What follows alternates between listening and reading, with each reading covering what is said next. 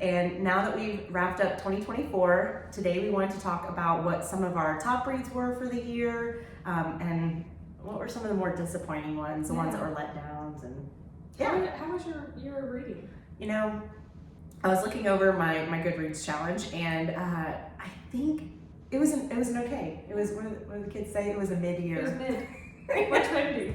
We're trendy.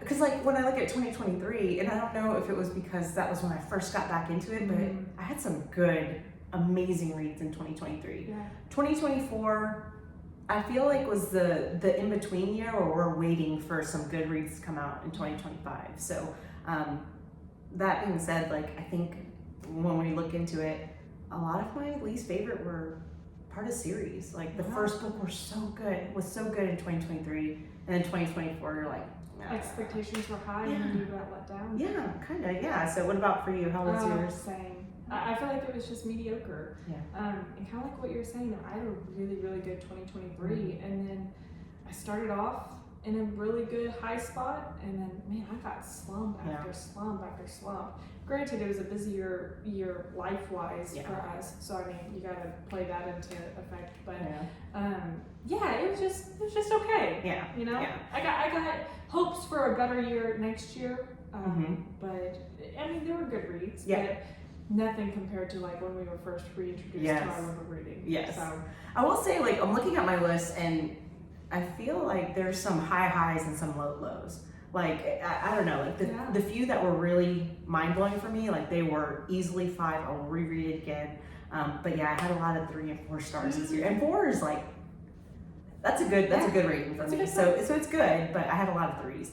I will say I really struggle to not finish a book. Like, it is very, very rare that I will DNF a book. And 2 of my list, I didn't even get past 30%. I'm like, I can't do it. You can't even rage read. No, and I love a good rage read. Like, I love it, but this time I was like, this ain't even rage. This is just the. It's not worth the time. No, I got too many books to read, too many lives to lead. This ain't one, you know? Not that. But yeah, so okay, let's start off. Ooh, do we want to start off with the good? Yeah, let's do the good. Let's do the well sandwich. Compliment sandwich. I was just saying we're going to end on it.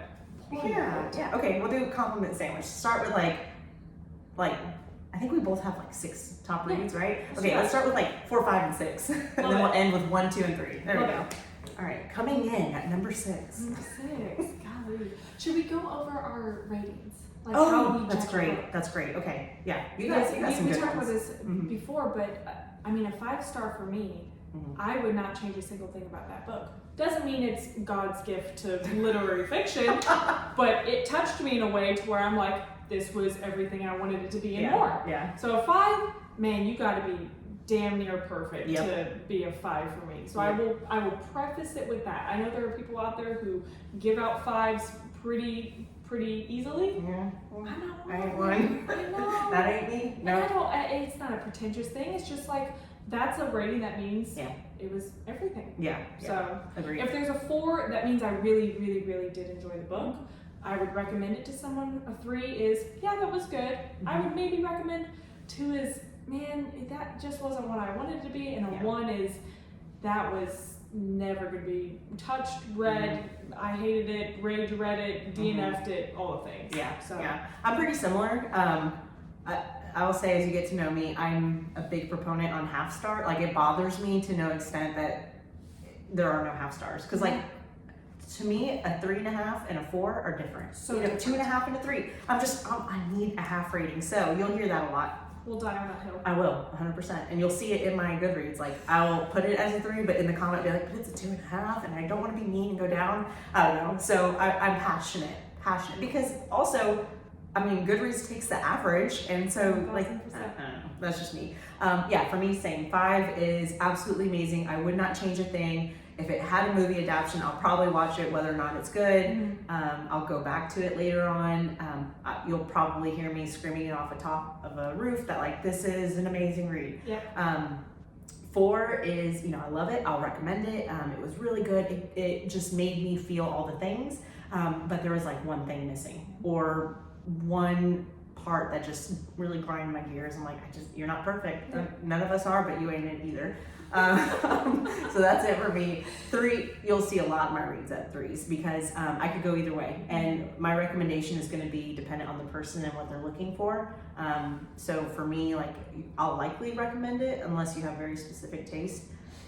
2 is, it was rough to get through, but I made it to the other side. And there were some things I liked about it, like a couple of things, that could have been great, great world building, but terrible chemistry. Mm-hmm. Like vice versa, it could be great chemistry, but like, where was the substance? Yeah. Like, because sometimes I'm looking for a non-substance book, and that's fine. Yeah. It has its place, but it's not going to be higher than that. And usually my ones are like, I did not finish it, or I loathe it. Loathe entirely. Yes, if your whole book is miscommunication, you're going to get a 1. Like, that's, yeah. So that's kind of where I stand with that on that. I like it. Yeah, I like it. And then we got our spice levels too, but that's a whole other conversation. I got jalapeno hot. I got bell peppers. Yeah. I got it. All things. The Grim Reaper. Like, yeah. Is that what it's called? Yeah. Yes. California Reaper. There you go. Yep. So going into that, I was so surprised because when we were making our lists, my favorite genre is romantasy and fantasy. I don't have a single book on here. And we were talking about this earlier. I don't know if it's 2023, I was just coming off a high, had unrealistic expectations of the fantasy books that I was reading, but I don't have a single one, and that's surprising to me, but these are the ones that made it. So, number 6 for me was Remarkably Bright Creatures. I still haven't read that one. I know. You told me the Audible, right? Audible's that fantastic. One. Yeah. This was one of my first, true fiction books that I read, or listened to at least, and for whatever reason it just stuck with me. Really? So you'll fall in love with that. Everybody says it, the octopus Marcellus. Yes. You'll fall in love with him, and he's so endearing, but the storyline is so heartwarming, and it concludes in a way that I didn't see coming, and I don't know, it just touched me for whatever reason. So that was a 4 for me. That was really, really good. And I listened to that in January. So okay, you started the year. I started the year on a high note. Yep. That was fantastic.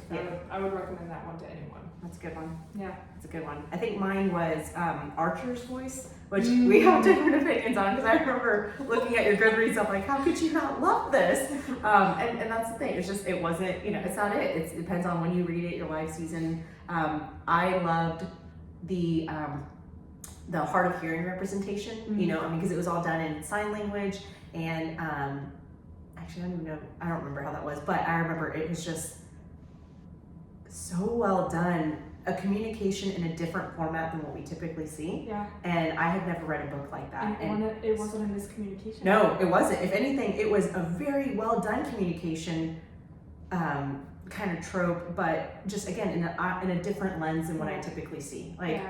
Just the way she wrote about how they could communicate through their eyes, through their mannerisms. I'm like, you don't get that very often, So I loved Archer's Voice. It was fantastic for me. So that one was number 6 for me. I love that. Yeah. I think I just read that in when you read a book and you're just in that funky time of life, and you're just not gonna like whatever you read. Maybe I'll have to reread it and give it another shot while I'm in a better stage or something like that. Because I remember reading that and just life was hard, and I was like, why are we in love? But they had a lot of obstacles too, and they're like, I'm not into that right now. And so whereas I'm like, this is beautiful. They're overcoming the odds. And the ending though, without spoilers. Crazy. Yeah, it was. There was a second one, I think. I'm pretty sure I read that one too. If not, no, there is a second book in the series. I haven't read it yet, but I think it does continue on. I believe. Yeah, TBD. So that was number 6 for me. Love it. Yeah. Should I go into another good one, or should I touch on a bad one? One more good one. One more good one. Okay. Rock, Paper, Scissors. Oh yeah. By Alice Feeney. Yep. That was a good one. That was a good one. Did you read that one? I read that last year. Okay. Yep. That one. I think little cookies for it.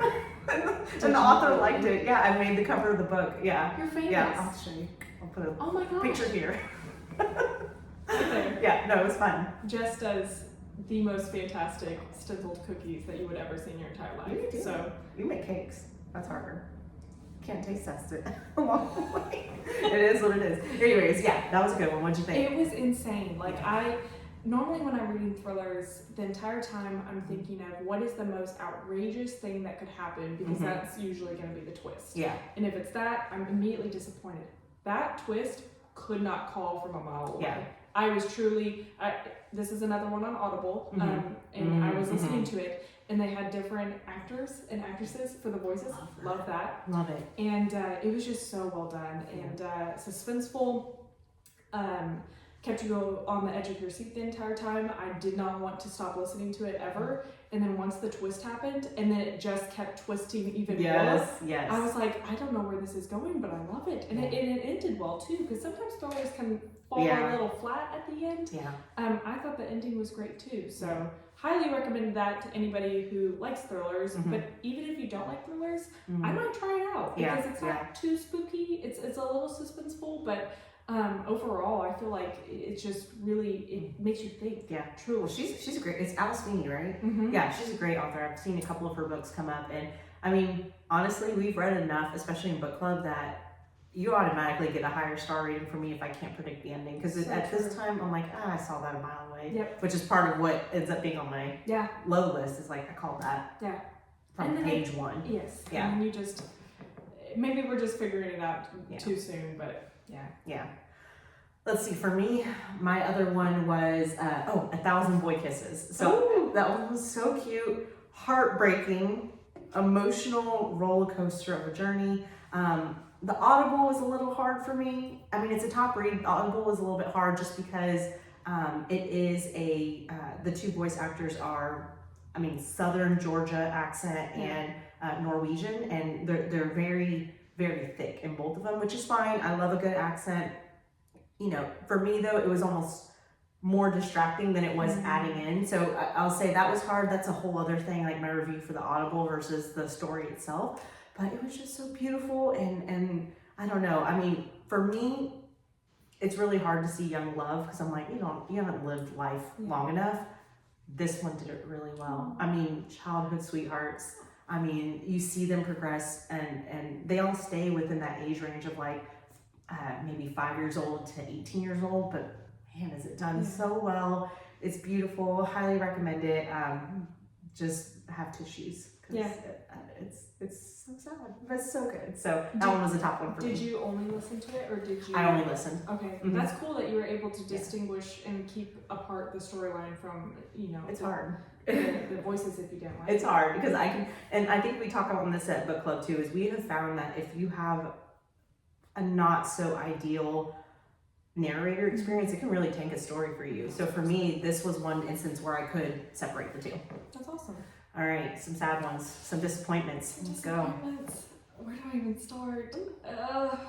On the same line of thrillers, I'm gonna have to go, and this is controversial, anything Frida that I read this year. Really? That is like a hot take. And golly, I just felt like every single one that I read or listened to, I called the ending every single time. That'll do it. So I know she's got very similar storylines every single time she writes a book, and they are so addicting. Yeah. I will give her that. They will, they're short, they're quick.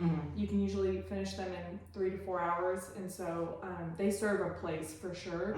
But I felt like the ones I read, the boyfriend, the inmate, the locked door, the coworker, the Never Lie was somewhat okay. I've heard good things about that one. People have told me I need to read that one, but surprising that all the other ones. The other ones, and the most recent one was the boyfriend. And I even picked that up at Walmart, a physical copy, not even a Libby or anything. And I was like, gosh dang it. I hate to see it. Yes. So okay. I feel like Frida will probably be one of those authors that I always read, because, like I said, she'll get you out of a slump. They're very quick. There's always a plot line going, but man, the ones that I read this year just did not hit. But I will say, last year when I read her first book of mine, the Housemaid. Yes. I loved that one. Loved it. Is her writing style the same? Because that's the only one I've read of hers. Is it the same throughout, or was that a little different? That one's a little different, I think, and I liked the storyline a little bit more. But she follows the same plot. Just about with each one. Formula copy. Exactly. Okay, that's good to know, because I've only read that one, and I've heard a lot about the Never Lie. Is that what? I've heard a lot about that one, so I'll have to. But it's also like, does book talk overhype things? You know. That's a whole other conversation we have. I know it. That's part of what ends up on the disappointment list is like, you lied to me. I know. You had the high expectations and then you're just disappointed. Yep. Okay, I'm gonna kind of lump up. Let's see. I'm gonna lump up my 4 through 6 all the same because it's kind of an overarching theme I found this year was sequels, like especially ones that came from like a 4 or 5 rating, and I'm super pumped. And then in 2024, I read the sequel, and I'm like, that was a letdown. So I kind of have them powerful. Now that's kind of the sequel. It's like 1.5 they say, so it's in between book 1 and 2. I have not read Ruthless yet. I just got it available on Libby. Reckless. Yeah. Reckless. I just got that one available, so I'm about to read it. But the Powerless, I loved. Yeah. I loved it. Powerful. And now this is one that I do think the Audible did mess with me because the voice, I could not. I just couldn't get into it. But also, when I was reading the reviews, people were like, "Oh, I loved having this perspective." I could have done without it. I don't know, because like you also already know how it ends because it's the same book 1. It just felt a little unnecessary, and I didn't gain anything from it. So that one was a bummer. Same with Ruthless Vows. That was part of the Divine Rival series. I haven't read that one yet. Okay, I love Divine Rivals. It's got my favorite thing. It's got typewriters in it, like a means of communication. Love it. Like, love it. It's fantasy, it's whimsical, or kind of fantasy. But anyways, the first book, fantastic. I felt like I was gripped by it, loved it. Then I read Ruthless Vows again. I listened to it, so I don't know if this is a common theme. Listened to it. I don't know. I think it did. I was like, after everything they went through in book 1, this is how book 2 goes. Like, man, lackluster, right? At best. And then the last one. Now this one was kind of a rage sequel read. This one was The Wicked King, and I feel like this might be a hot take, but because The Cruel Prince is really hyped up, and we read this in book club. This was our book club's first fantasy read, and I brought it to the table because I'm like, we need a good fantasy. I almost put the ACOTAR series. We're trying to introduce. We tried, and I was like, I'm so sorry because it got an overwhelmingly low review. They did not like it. They didn't, and neither did I. And so I was like, maybe it's me, because again, book talk, man. Yeah. So I'm like, maybe it's me. I'll read The Wicked King. Not it. Wow. No. So I'm like, do I read the 3rd? No. Yeah, no. You're done. I'm done. Like fully once. It's probably honest. Oh, I forgot about that. Yes. Oh, I remember. It's that. That's I just cut the tail out. It would have been good. Kosher. Honestly. No, that's probably it. I'm not gonna lie. I can't get into that. That's not my thing. It's fine. We're talking about enemies to lovers, though. That's a true enemy. That was, but it just wasn't done well. I don't think the banter was there. I don't think the tension was there, and so for me, I wrap up 4 through 6 because it's all just kind of the up and down. Like the second was just not it for me. So that's kind of 4 through 6 for me. It's hard to do a good second. It is. You know? That's why it's amazing when it's for done me, well. Yeah. Or like a second and third one is done better than the first. I'm like, all right, I'll give it a chance. This one I'm like, maybe that's it. Because that's happened with many series. I'm like, read it, and the second and third are amazing. Just get through the first and then it gets better. This wasn't it, and I think it's minus The Wicked King. I think the other 2 is because the first one was so good that the second one was a letdown. This one was just, it's never gonna get better. Let's leave. Abandon ship. Again, too many good stories out there. This wasn't it. 1000%. What about you? What's another? Should we go back to the positives? Well, I just knocked out 3, so I feel like you can do another one. Fair enough. Jessica's over here just slandering. Oh, I know. Like, I got more. Don't worry. No, it's terrible. This one I feel like was talked about a little bit on TikTok, maybe not too much. The Wishing Game by Meg Schaefer. Okay. It is about, and this was when I was trying to get into cozy fantasy. Oh, yeah. I don't think I'm going to be a cozy fantasy reader.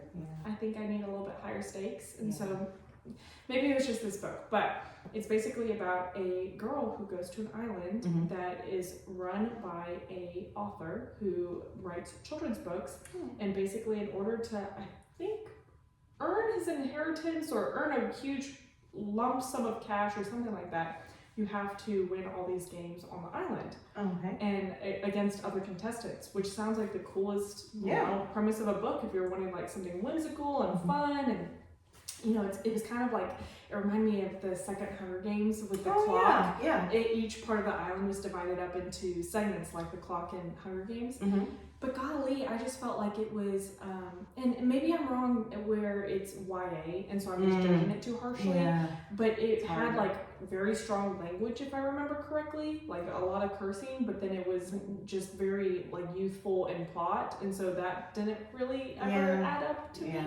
I don't know. I was let down with this one. I had high expectations going into it, and then when I finished it, I was just kind of like, oh man, that was kind of not what I had all expected. So That's rough.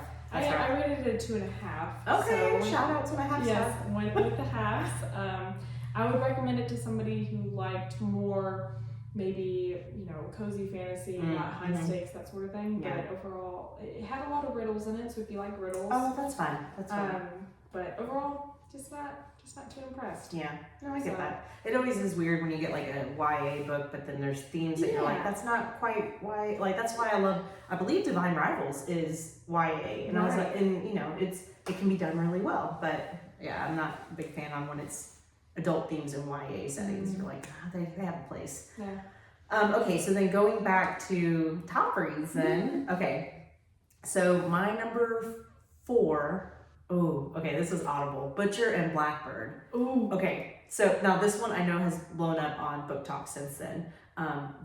What's interesting for me is I had just finished Powerless. Okay. I did an Audible. I just done Powerless, and my Audible recommended a book next because I had a credit, and it was like, we think you should listen to this. I went in blind, and I rarely go into a book blind. I was like, oh, cover's cute. I love it.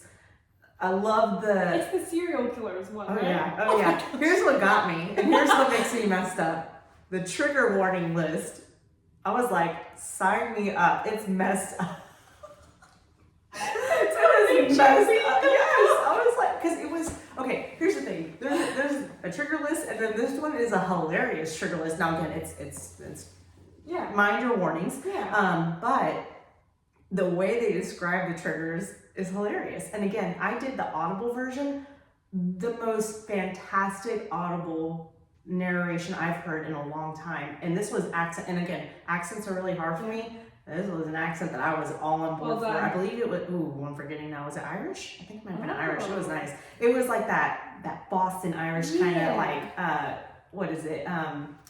Just really done well. And anyways, I went in blind, had no idea what it was. I'm listening to it, and these trigger warnings start coming up, and I'm like, this sounds awful and hilarious. I'm in. And then the narration caught me into it, and the banter was so dang good. When I say it ate, like it was just so, awesome. I'm like, yes. And then I went into the second one, also good, Leather and Lark, another good one. But again, for me, top notch was that one. That's like awesome. Beautiful. So that was cool. It's again messed up, but in a good kind of way. I don't know. Again, if you hate the triggers and if it's not funny triggers, then you might not like it. It is gory. It is disturbing. You will never look at ice cream the same way again. And I mean, is that what the ice cream thing means? Yeah. People talk about ice cream. It's that one. Okay. It's that one. And book 2 is a pizza. You'll never think of. Well, okay. Anyways, you'll never think of these things the same way again. However, I thought it was hilarious. I loved it. It's good. It's good. And I would highly recommend the Audible over reading it. Like this is one I would stake my flag in. Stake my claim. Adding it to my TBR. Add it. Do it. Very different wavelength. The Hotel Ticket by Ellen Hildebrand. Not a trigger in sight.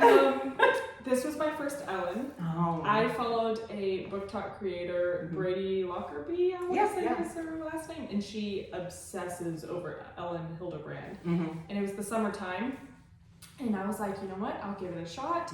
It's fiction. Like, that's not normally my cup of tea, but we'll give it a shot. Audible for it was fantastic. And for whatever reason, I was just swept away into this world of Nantucket and Cape Cod and Martha's Vineyard and, you know, seafood and lobsters and rich people. And, the characters were so well done to where, you never got confused who they were talking about, even though there was a cast of like 40 characters. Yeah. And then the ending. Have you read it? Yes, yeah. Oh my gosh, everything plays together so beautifully, and then it just leaves you feeling so warm and fuzzy, and it was just wholesome. Yeah. Just absolutely She's good wholesome. at that. She's good. I've read quite a few of her books.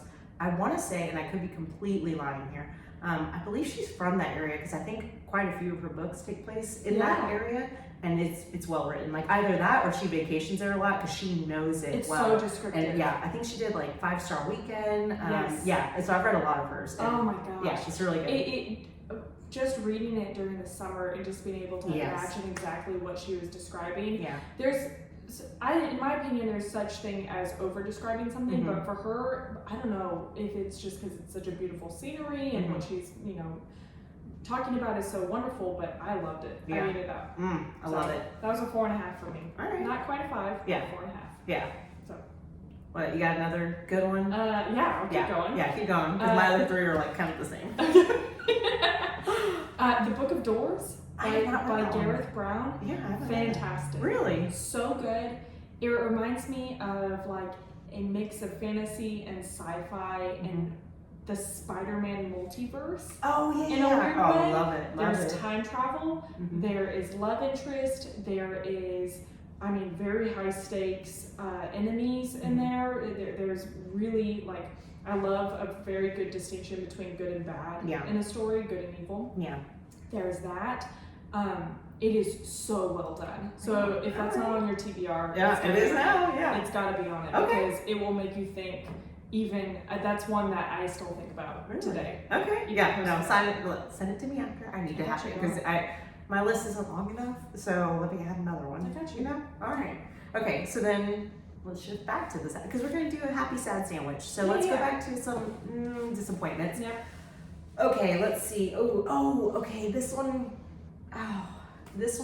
a thriller that I will lower it if I can call it from the beginning. Okay. Home is Where the Bodies Are by Geneva Rose. And here's the thing. I love Geneva Rose because she and her husband have a hilarious TikTok. And I'm like, I need to read more of her stuff. I think she did, I could be wrong. I think she did The Perfect Husband. I think that was her. I'm not sure, so sorry if not. But anyways, Home is Where the Bodies Are.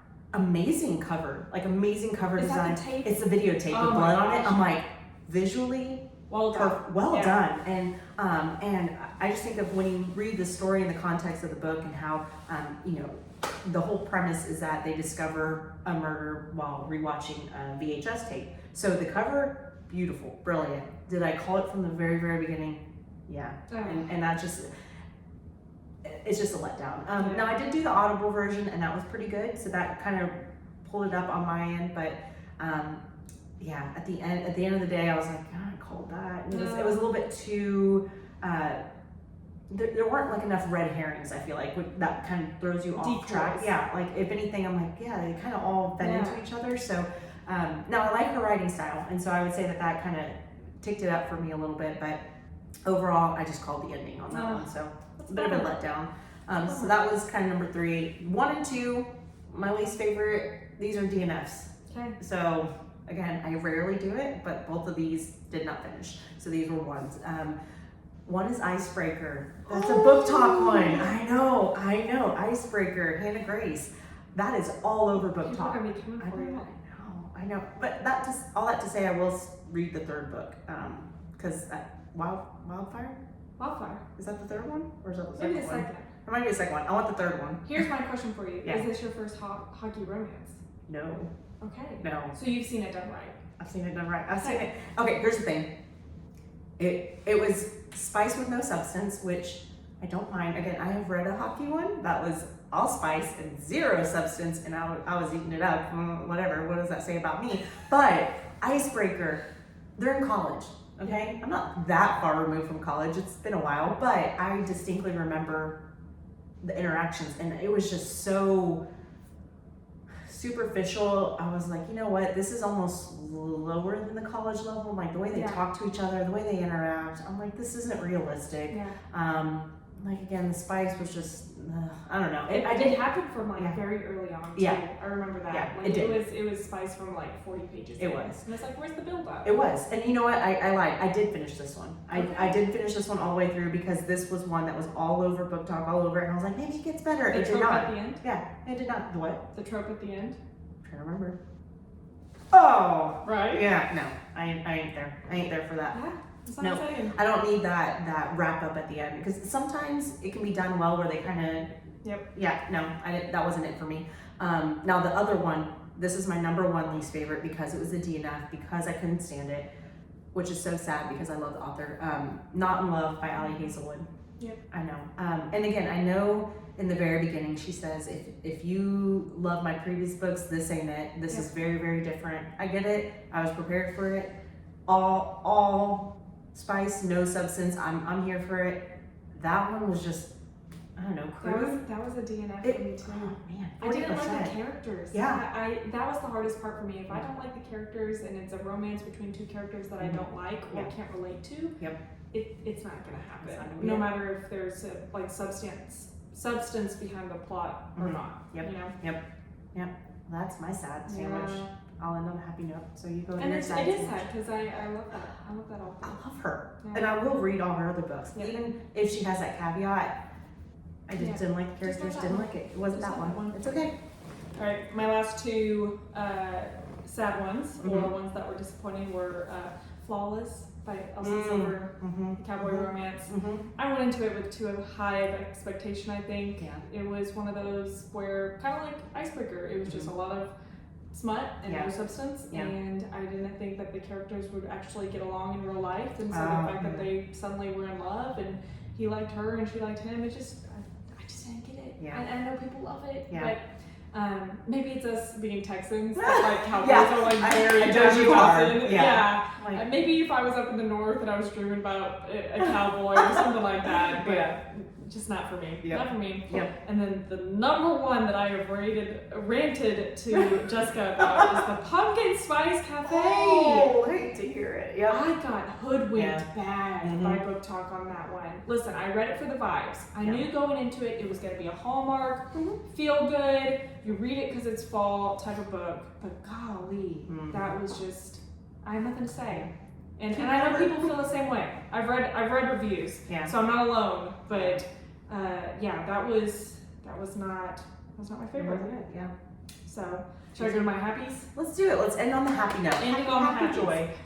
These are all so random, and I'll go kind of quickly. Dark Matter by Blake Crouch. Okay. Fantastic. I haven't read it. Sci-fi. Okay. Yeah. Well, Yeah. I can do it on occasion. Sci-fi, time travel, Yeah. multiverse. You can tell See, I like like them. multiverse. I do Yeah. like that. Okay. You'll like it a lot. Yeah. Yeah. There's a HBO series, I want to say, that just came out with it. Really? Like So- it's a book adaptation or I wanna movie say- adaptation? I want to say, and I want to say that they're coming out with either they're finished or they're coming out with like an episode a week. Okay. So I haven't seen it, but if you want to read it before. Add it to my TBR. The next one is Carrie Soto is back. Yes. Taylor Jenkins Reid. As She an can do no wrong. ex-tennis player, Makes this sense. healed my heart. This healed my heart. It was everything I wanted in my competitive little body. Yeah. I related so much to Carrie, Mhm. and I don't know if that's okay to say because she's kind of a B word, but just her mindset of just no excuses, get it done. Mhm. You know, if you make enemies along the way, so be it. Yeah. Wanting to be loved, Mm-hmm. but then somehow pushing away all those that love her Yep. because she doesn't like to be vulnerable. Everything just struck a chord with me. Mm. I cried in it. Did not Yes. expect that. That's good. And this was my first and I guess favorite, but Taylor Jenkins Reid book. I was just about to ask you, have you read any of her other books? Mm-mm. Okay, fun fact, a lot of her books are somehow in the same Connected. world. Yeah. So like you'll see a character in Carrie Soto is back that's also in a surfing one. Oh my gosh. Malibu Rising. Malibu Rising. That's on my TBR. That's why I Okay, know. so there's a lot of different That's like crazy. they might not make a huge But they're appearance, in the same but world. it's there. You're like, oh hey, there they go, walking by. You know, That's kind of crazy. Ali Hazelwood does that too. You're like, oh there they I go. like that. So you'll like that. A little Easter egg. Did you read or Audible? I read. Oh, the Audible is good too. I might Audible's have good to too. re-listen to Yeah. it because I truly love that. Oh, book keep with going. every fiber She of does it. amazing stuff. And it was just, it was awesome. It was really well done. I love it. Last one is literally called The Last One. I love it. It's The Last One by Will D, and it's a thriller. I have yet to read. What is wrong with me? No, there's nothing wrong. That means it's done well. Have you heard of it? I have not. Oh my gosh. I know. I don't want to give anything away, but it is about a girl who wakes up. Well, let me backtrack. She goes on a cruise with her fiance, I want to say, significant other at least. Wakes up one morning and she is the only person on that cruise ship. Nope. The twists I never saw coming. Like it's insane. It makes you guess if it's paranormal. It makes you guess if it's murder. It makes you guess if it's like there is nothing that is not on that table of that book. And you couldn't call the ending? Not at all. See, I'm all about it. And I feel like it's not talked about at all because I looked it up on Goodreads and it's not very, like there's not many reviews on it. Really? So I don't know. And then when I bought it at the bookstore, there was only one copy. Literally only one copy. How'd you find it? Like what made you pick that one up? I think it was somebody on Book Talk that was talking about thrillers that they couldn't call the ending. And really? It was really good. All right, I'm gonna add it. I'm really, okay, really good. Look at you, giving me all these recommendations that like aren't even on my radar. I love it. Okay. That's what I got. All right. Well, it's gonna come as no surprise that my top 3. No judgment zone, guys. Remember. Okay, they're all fan fiction, y'all. I'm sorry. They're all fan fiction. 1, 2, 3, boom, boom, boom. And again, I blame you because I was looking this up, and my very first fan fiction was in mid-January. And okay, so in no particular order, they're all 3 very different vibes, by the way. Yeah. Very different. DeMatteMobile, Draco Malfoy and the Mortifying Ordeal of Being in Love. That's a tongue twister. It is. You got it down. Got it. That's why I like DeMatteMobile. DeMatteMobile. Anyways, that one's just enemies to lovers. Banter is off the charts. I love it. Yeah, I just love it. Everything, what do they call it? You got Aura Malfoy. You got badass Hermione Granger. Just, beautiful. Then going complete opposite side of the spectrum, Breath Mints and Battle Scars. That's a dark one. Darker than Manacled? Oh, no. Dark in that they've got some psychological damage that they're working through. Extremely toxic. Like, I don't know what's wrong with me. I will address this in therapy someday, but I love me some toxicity, and they are very toxic for each other. Because you have such a wonderful marriage. That's what it is. I got unrealistic standards. I need to bring it down a peg and realize how good I got it. No, they're super toxic for one another, and if they were out in real life, I'd be like, what is wrong with you? It sounds intriguing. Yeah, but I mean, they're messed up. I would never condone that kind of relationship, but I will read it all day long. So that one is, up there. And then the last one, again, no particular order, The Disappearances of Draco Malfoy. Oh. Okay, I will die on this hill.